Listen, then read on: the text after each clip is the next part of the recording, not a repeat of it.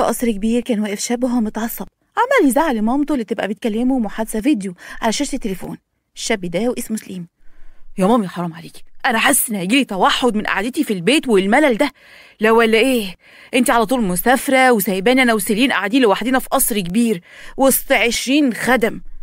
يا حبيبي انا خايفه عليك انت واختك، انتوا ما تعرفوش الدنيا بره فيها ايه، دي كلها وحوش بشريه. يا مامي مهما تحاولي تقنعيني نفضل في الوضع ده انا مش هقبل. انا عاوز اكون في مدرسه فيها صحاب، اقعد افطر مع صحابي، العب معاهم كوره زي ما بشوف في الافلام كده. انا زهقت، انا حاسس اني عصفور محبوس في عشه وخايف انه يهرب منك. وهنا تيجي اخت سليم وهي لابسه نضاره كبيره. صباح الخير يا مامي. صباح الخير يا سليم. هو في ايه بالظبط؟ لاني لسه صاحيه ومش فاهمه ايه اللي بيحصل. الاستاذ سليم عاوزني اوديه مدرسه ثانوي عشان يعمل صحاب يا سليم. اوه ماي جاد، مستحيل.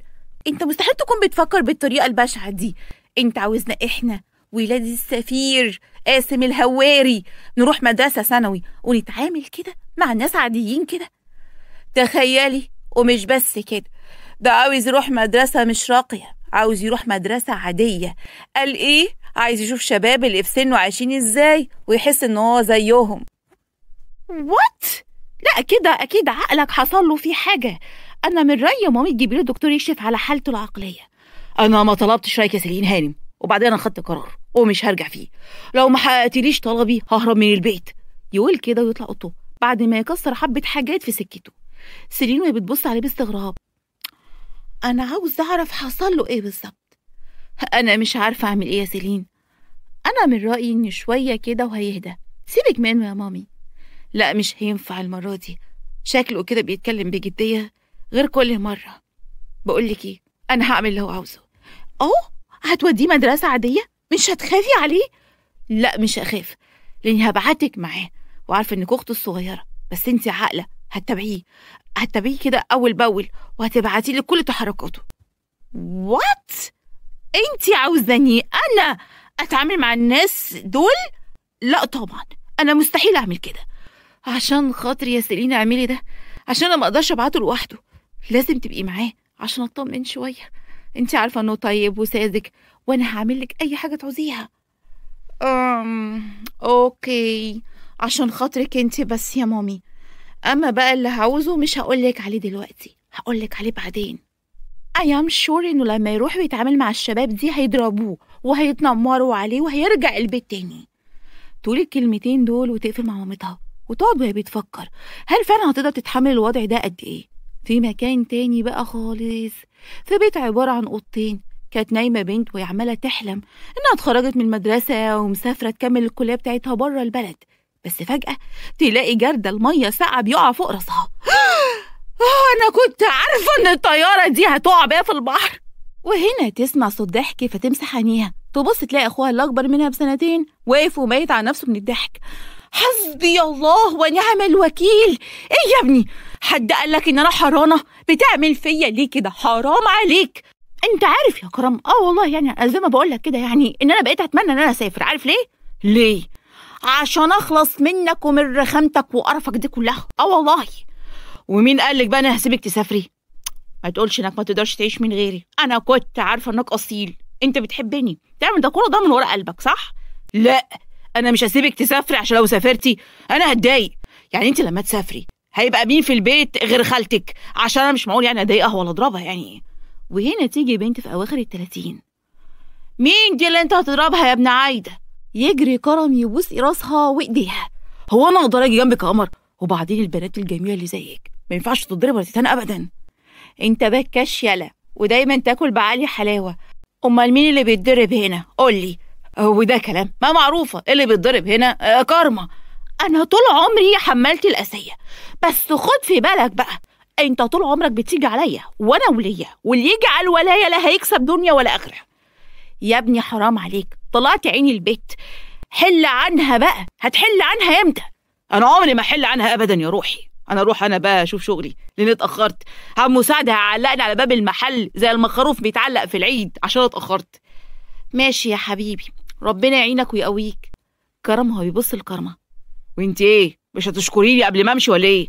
اشكرك ليه بقى؟ ان شاء الله كنت بتعلمني السباحه على السرير، ولا يكونش دي طريقه جديده للغطس على المرتبه؟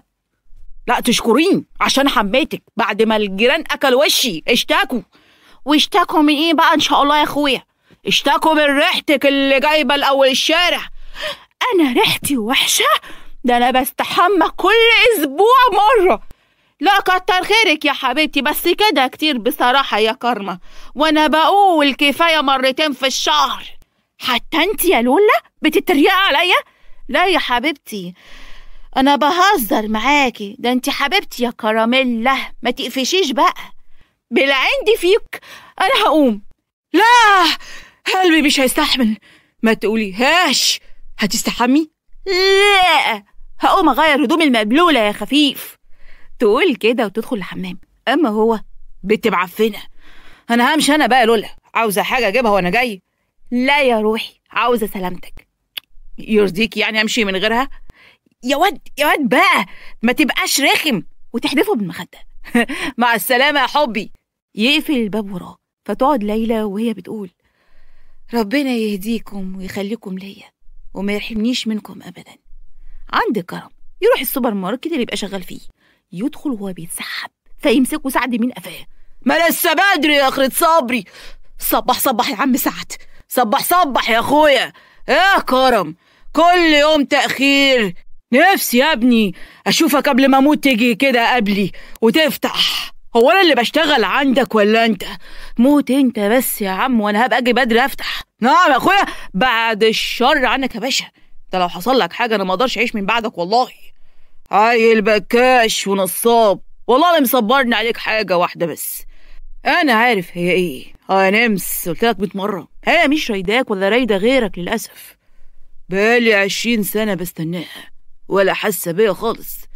حقك عليا انا يا عمو. انا وكرمة السبب ان هي دفنه شبابها ونفسها بالحياه عشان ما تسيبناش في الدنيا لوحدينا بعد موت ماما وبابا يعني. وانا ما اقدر ده وما منعتش، بس العمر سرقنا وهي، وشكلنا كده عمرنا ما نتجمع في بيت واحد. مع اني والله كنت موافق اربيكوا زي ولادي بالظبط، وكنت ما هقصر معاكم في اي حاجه، بس هقول ايه دماغها ناشفه. معلش استحمل. كلها السنه دي واخلص ثانوي خالص وساعتها اقدم في الكليه وما تبقاش مسؤوله عني زي الاول لاني كبرت خلاص. وانا من ناحيتي هحاول معاها ومش هسيبها لحد ما توافق. تعال طيب يا كرم، عشان كده انا مش هخليك تمسح الرفوف كلها، هتمسح العلب وتحطها مكانها تاني. حبيبي حبيبي يا عم سعد، طول عمرك قلبك كبير. طب ادخل بقى على المخزن اجرده ورص الكراتين من فوق بعضيها كده. ويروح زقه. تصدق انا خلاها ما توافقش تتجوزك لو اخر واحد في العالم. اما سعد فيفضل يضحك عليه. بالليل يرجع كرم البيت فلاقي كرم قاعده وبتتفرج على التلفزيون ومنسجمه قوي وما تحسش بوجوده. فيروح ويقفل سكينه الكهرباء وهي مش شايفاه. يا خالته الحقيني النور قطع يا خالته. وهنا تفتكر يا نهار، خالته طلعت تديهم ومثل جارتنا الحونه. انا هعمل ايه دلوقتي؟ حتى التليفون في الاوضه على الشاحن. بسم الله الرحمن الرحيم، قل الله احد لو صمد. وفعلا تبدا تقرا قران. في الوقت ده بدا كرم يعمل صوت من حواليها. اعوذ بالله من الشيطان الرجيم. يا رب سامحني على كل الذنوب اللي بعملها يا رب، يا رب النور يجي. يا ماما. ويبتدي يشد شعرها. يا اسود. سلامك يا رب الرحيم. والله يا رب، والله لو نور جاي مش هاخر الصلاه تاني، اصلي العشاء في ميعاده وهستحمى كل يوم اساعد خالته في شغل البيت. في الوقت ده يروح كرم ويفتح سكينه الكهرباء ويبتدي يضحك وهي بتبص عليه بغيظ. هو انت منك لله يا اخي هتموتني مرعوبه. ده انت بنت خوافه قوي. حد يخاف من الضلمه؟ دي احسن حاجه لتهدئه الاعصاب. ده اللي ما عندهمش دم زيك. مقبوله منك يا اختي والله يا حبيبتي والله. المهم انت لو ما عملتيش اللي قلت عليه من شويه هتتسقطي يا قرده. ومش بس كده، ده انت هتموتي في حادثه موتوسيكل بتقطعها. حاجه ايه؟ الصلاه في وقتها، وانك هتساعدي خالتك في البيت بدل ما انت زي البروطه كده سايباها تعمل كل حاجه لوحدها. ومش بس كده، انت هتستحمي كل يوم بقى وترحمينا من ريحتك يا معفنه. انا معفنه يا كرم؟ ايوه، ومعايا ليه باين دوت كمان. وايه هو ده بقى ان شاء الله؟ الشراب. الشراب المعفن المنتن اللي كنت تلبسيه وانت نايمه. غصب عني اني بسقع، عندي انيميا، ولما بستحمى بحس ان قلبي هيقف من السقعه، عشان كده دايما تلاقيني لابساه ومشتاه جامد. لا عيانه، اتعالجي يا حبيبتي، بس ما تلبسناش بقى في عز الحر هودي وشراب صوف، احنا مناخيرنا ليها حق علينا. خلاص تعالي الفضيحه، فضحني في كل حته، بدل ما تستر على اختك كده هضطر اروح بكره اكشف، هجيب دواء للانيميا اما اشوف اخرتها ايه. طب قومي بقى، قومي اتحركي كده، ما تبقيش بروطه بقى، قومي جيبي لي اكل. طيب بس كنت عايزه منك حاجه صغيره قد كده. خير، اللهم اجعله خير. عاوزه مصاريف الكتب. وليه الغرامه دي؟ ما كتب يا زي الفل لسه بالتيكت بتاعها، انا اساسا ما فتحتش فيهم كتاب. خلاص ماشي، امري لله. تقول كده وهي بتقوم. طب انت حاططهم فين طيب؟ في درج الجزامه. لا واضح انك بتعز العلم قوي الصراحه، قوي او ما اقولكيش بقى، انت عارفاني في التعليم ما عنديش يوم، ارحميني. تقول كده وتقوم تجيب الكتب وتفتحها، وهنا تبقى الصدمه. اوبا، ايه ده كله؟ نهارك مش معدي على خير؟ دي كتب مدرسه دي ولا كراريس رسم؟ ايه كل الرسومات دي والشخبطه؟ قلوب، ديناصور، ايه ده كله ده يالا؟ لا دي كانت فتره كده كنت حاسس ان انا بيكاسو كده في نفسي. بص يا بابا، الكتب دي انا مش هاخدها، دي اخرها تتعمل طيارات، تتعمل صواريخ، تجيب لي بقى فلوس عشان اجيب الكتب بقى. اتفضل خد، هو محضر لك الاكل بدل ما توديني اول يوم مدرسه على كرسي بعجل. تقول كده وفعلا تحضروا الاكل، ويمر اسبوع ويجي اول يوم مدرسه. في اول يوم مدرسه تبقى راكبه سيلين وسليم مع السواق بتاعهم، فتيجي سيلين قبل المدرسه وتطلب من السواق يقف وهم يكملوا الحته دي مشي لغايه ما يوصلوا المدرسه. وهنا يرد سليم، وده ليه بقى ان شاء الله؟ ما كنا نزلنا قدام المدرسه عادي. وهي بتظبط النضاره سيلين، مش هينفع يا حبيبي، لان الطلبه اللي على قد حالهم ولو عرفوا ان احنا اغنياء ممكن يستنزفونا، يستغلونا، يسرقونا. لا واضح انك فاهمه. يقول كده وهو ماشي بحماس، فيخبط فيه 3 طلاب ويوقعوا حاجتهم. مش تفتح يا عمى؟ انا اسف جدا ما كنتش واخد بالي. مش واخد بالك ليه؟ ضارب ايه على الصبح؟ لا انا ما ضربتش حد. واحد من الشباب، يا عم يلا بينا نمشي، شكله اهطل. يقول كده ويسيبوه يمشوا. عاجبك كده؟ قلت لك احنا مش هنقدر نتعايش مع الناس ديت. شوف احنا لسه ما دخلناش المدرسه وانت متضايق منهم ازاي؟ يا ستي انا مش متضايق منهم، انا متضايق اني ما اتعرفتش عليهم وعرفت اسمهم ايه. اوه ماي جاد. تقول كده وتسيبه تمشي، فيروح وراه سليم ويدخلوا المدرسه ويسالوا على الفصول بتاعتهم وكل واحد يروح فصله. نروح عند سليم، تدخل الفصل تلاقي مفيش مكان الا في اخر ديسك وراه، فتروح وتقعد وهي متضايقه. في الوقت ده تدخل كارما واللي تروح تقعد جنبها. صباح الخير. هاي، انت اسمك ايه يا قمر؟ سيلين. طب ايه رايك نبقى صحاب؟ افكر. تقول كده وتقوم تروح الحمام وتكلم مامتها وتعرفها ان راحت المدرسه هي وسليم، لحد دلوقتي كل شيء تمام. نروح عند سليم، يروح يقعد جنب شاب، بس الشاب ده يقومه ويقوله ان في واحد قاعد جنبه، وكل ما يروح يقعد جنب حد يقومه لحد ما يلاقي نفسه في اخر خالص، في اخر الفصل قاعد لوحده ومع ذلك مبسوط.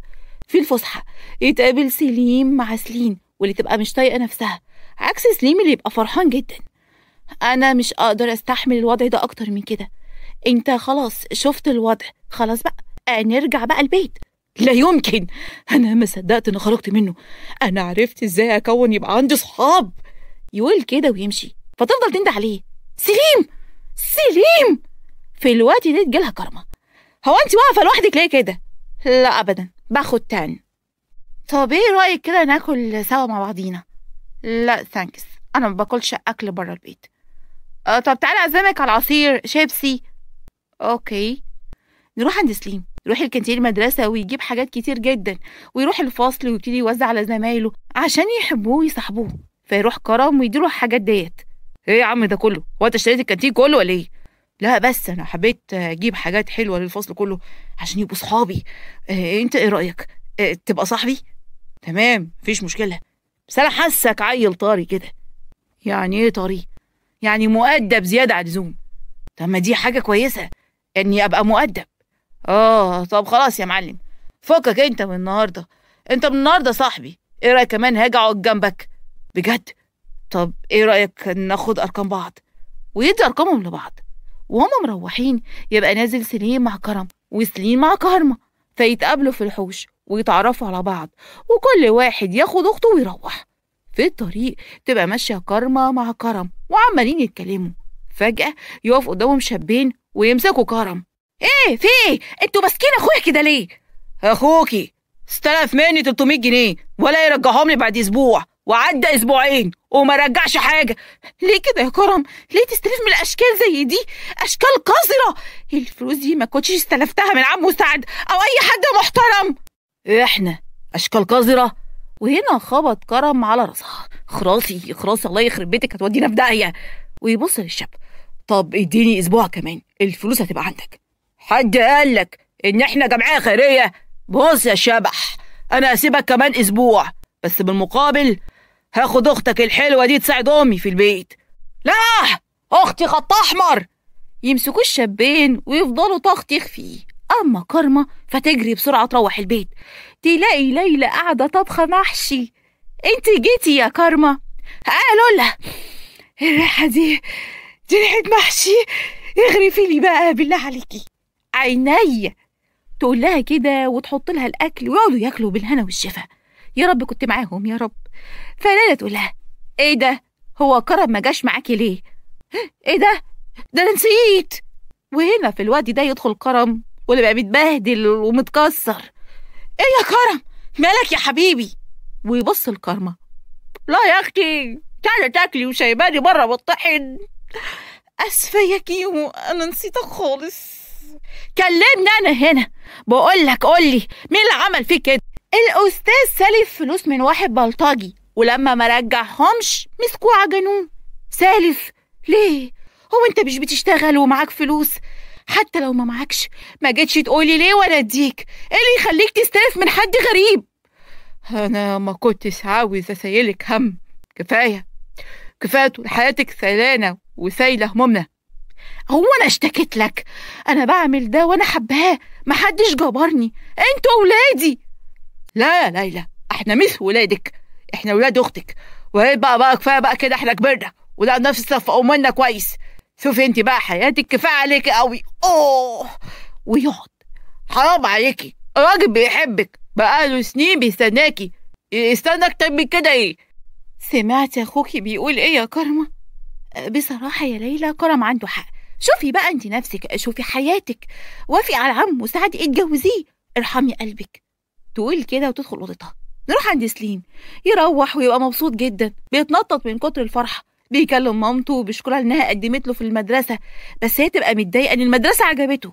اما سليم فيبتدي يحكي لها عن يومه وقد ايه هو اتبسط هناك. تاني يوم في المدرسه يعرفوا الطلاب ان في رحله، وان الرحله دي هتبقى في غابه، وان يوم الرحله ده هيبقى يوم عيد ميلاد كرم. فتقرر كرمه انها تروح الرحله هي وكرم، وتبدا تزن على كرم عشان يروحوا. وبعد زن كتير يوافق كرم انهم يروحوا. نروح عند سليم، تبقى الدنيا مدربكه عنده في بيتهم، وده لان مامته مش راضيه على انه يروح هو وسيلين رحله في منطقه مقطوعه زي دي. وبعد مجادلات كتير تضطر توافق انهم يروحوا. نروح بقى عند سعد، يبقى قاعد في المحل بتاعه، وفجاه يلاقي ليلى. السلام عليكم. وعليكم السلام ورحمه الله وبركاته. عامله ايه حضرتك يا انسه ليلى؟ انا الحمد لله بخير. ايه ده؟ هو كرم مش موجود؟ لا، ده راح يوصل حاجات لواحد على اول الشارع. اتفضلي اقعدي عقبال ما يجي. لا انا همشي، اصل انا كنت رايحه السوق وكنت جاي اخده عشان يشيل معايا الطلبات. انا ممكن اجي معاكي. يقول كده ويبص لها. مش كفايه كده بقى يا ليلى؟ حرام عليكي، سنين عمرنا اللي ضاعت دي كل واحد عايش يستنى التاني. انا النهارده لاخر مره هسألك، تتجوزيني؟ بس قبل ما تردي بالله عليكي عاوز بس اعرفك، لو كان جوابك لا انا هسيب البلد كلها وامشي ومش هرجع هنا تاني. في الوقت ده وفي اللحظه دي يرجع الرخم كرم. لا يا عم ترفض ايه؟ لا هي مش هترفض زي كل مره ولا ايه؟ بس يا كرم انا لسه ما اطمنتش عليكم. انا عندي استعداد اشتري الشقه اللي فوق شقتكم وهو تبقى معاهم وما تبعديش عنهم خالص، بس انت وافقه يا ليلى؟ خلاص انا موافقه، بما انكم يعني انتم مصرين. اللهم صل على النبي. طب ايه رأيك بقى نكتب الكتاب والفرح يبقى الخميس الجاي؟ حيلك يا عم سعد، الكلام ده ما ينفعش في الشارع كده. لا، انت ان شاء الله تعدي علينا بكره بعد صلاة العشاء، وتجيب ايه؟ دستة جاتوه وعلبة الشوكولاتة وبوكيه الورد يكون محترم كده، وتيجي تطلبها من ولي امرها. ايوه، بس ابوها الله يرحمه. لا حضرتك فاهم غلط، انا ولي امرها. يقول كده ويبص لخالته. مش كده ولا ايه يا لولا؟ كده يا كرم، عن اذنكم بقى.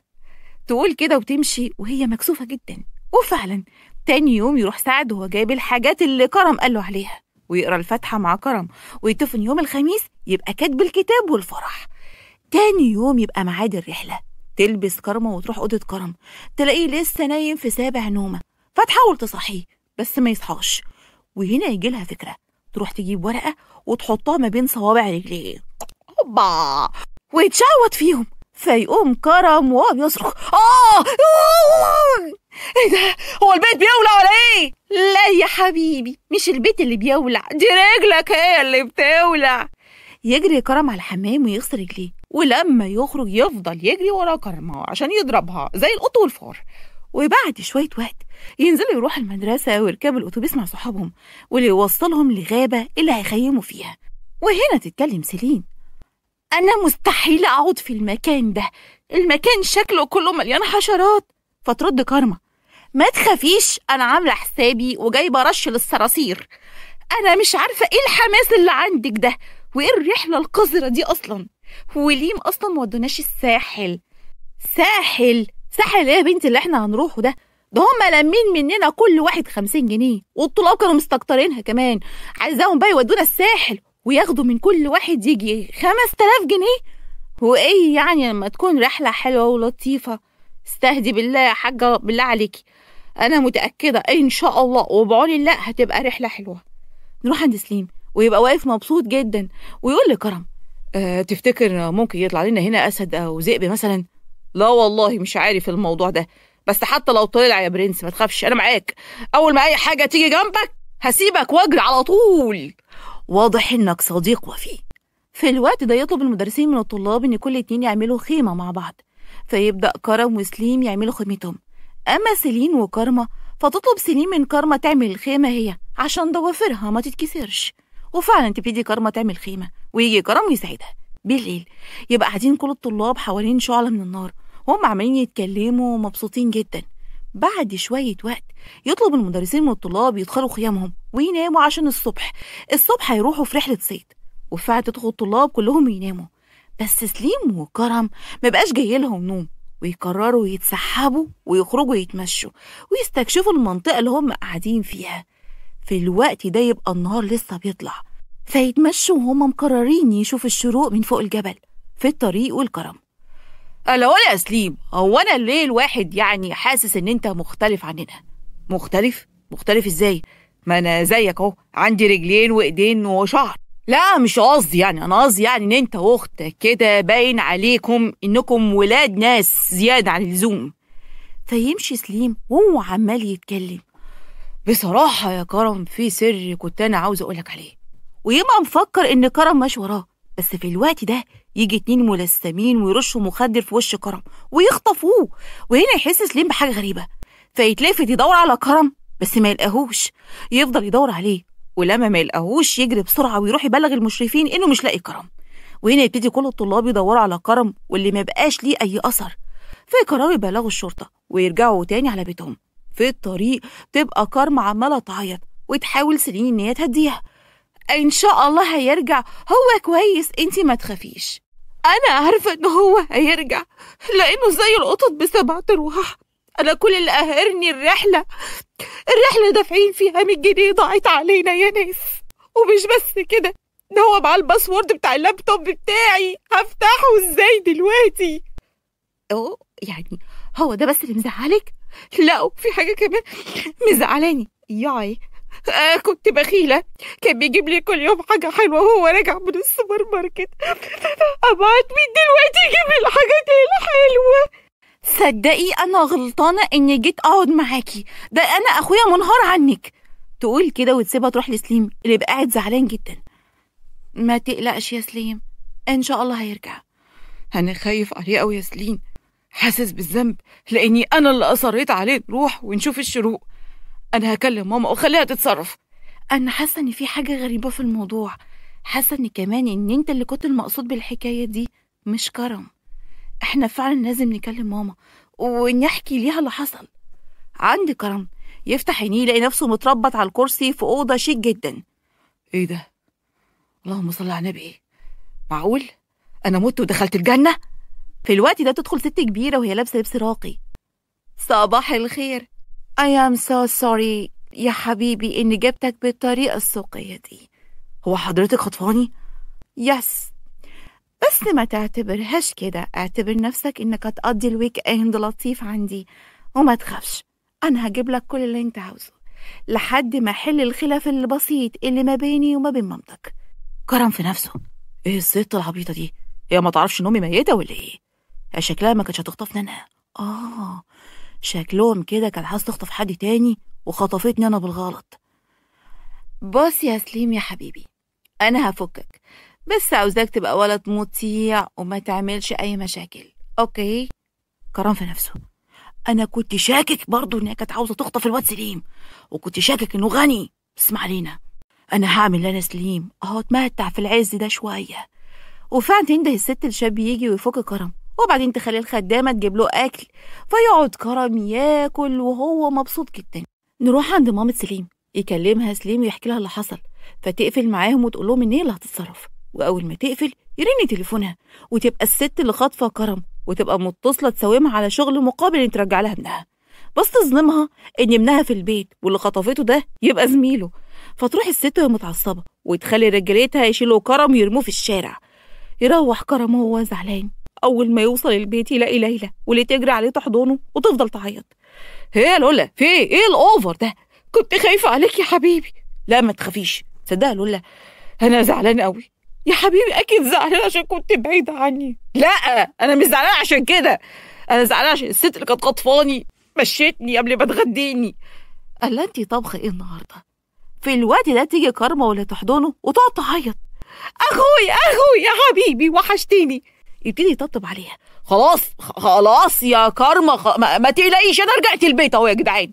انا مش قلقانه، انا بس كنت زعلانه اني ما لحقتش حتى اقعد في البيت يوم واحد من غيرك. معلش يا كرم يا حبيبي، بعد كده يعني لو ما تتخطف يبقى اكتب لي الباسورد بتاعت اللاب. فخس على الاخوه، ايه ده؟ صدقني يا بنت انا هخلي ايامك اسود من قرن الخروب عشان بعد كده لما تخطف تبقي تزعلي عليا. في الوقت ده تفضل تضحك كرمه وتجري قدامه وهو يجري وراها، وليلى بصلهم وفرحانه. وبعد كده يقعدوا يتغدوا ويحكي لهم كرم على اللي حصل معاه، وقد ايه المكان اللي كان مخطوف فيه كان مكان حلو جدا لدرجه انه يتمنى نعيش فيه.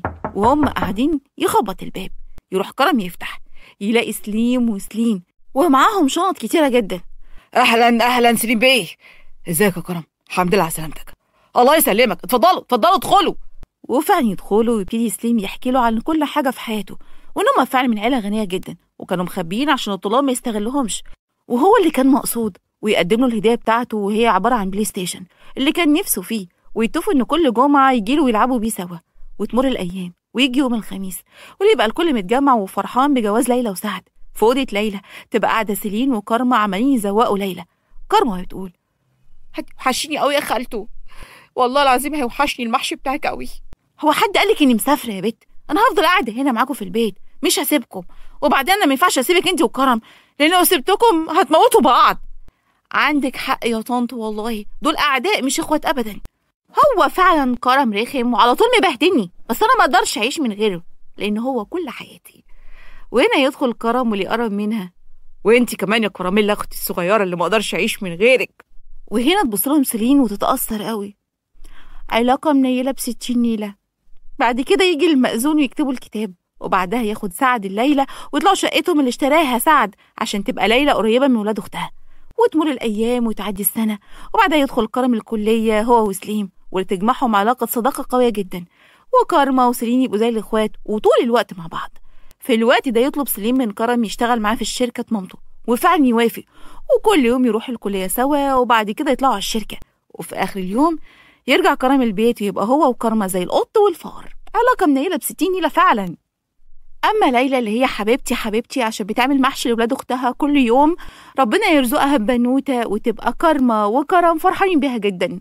ولحد هنا قصتنا خلصت، استنونا في قصة جديدة. والوصل من آخر الحلقة يعمل اشتراك للقناة ولايك للفيديو، والسلام عليكم ورحمة الله وبركاته.